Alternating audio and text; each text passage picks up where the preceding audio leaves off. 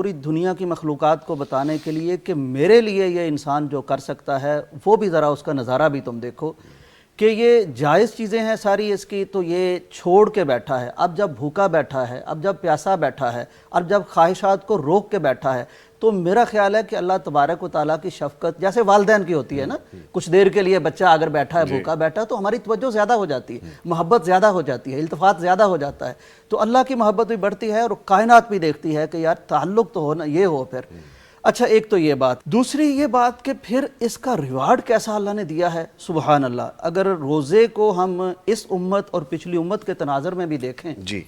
تو آپ اندازہ کیجئے کہ پچھلی امتوں کے ہاں یہ جو سحری ہے اور جس پر بڑا زور ہے اور جو بڑا ہی مبارک اور مقدس وقت ہے، قبولیت دعا کا وقت ہے، اللہ تعالیٰ جس طرح اس کی شان ہے اس کے آسمان دنیا پر نزول کا وقت ہے، اور خود اللہ تعالیٰ کی طرف سے صدا اور ندا آتی ہے کہ مانگ لو جو مانگنا ہے، کوئی صحت مانگنا چاہتا ہے، کوئی دولت مانگنا چاہتا ہے، کوئی خواہشات ہیں بڑی عرصے کی جناب، وہ آپ جیسے ہم دفتر کھلنے کا انتظار کر رہے ہوتے تو اللہ خود دفتر کھول کے بیٹھ جاتا ہے کہ فائلیں بس سائن کروانا ہے تو اٹھو آؤ سائن میں کرتا ہوں۔ صحیح پھر یہاں دیکھیے وہ وقت ہمیں دیا سحری کا، اور سحری کرنے کی اجازت دی پچھلی امتوں کو، یہ نہیں تھی، سونے سے پہلے جو کھا لیا اس کے بعد نہیں وہ کھا سکتے تھے، تو کتنا دورانیہ ان کا لمبا ہو جاتا تھا۔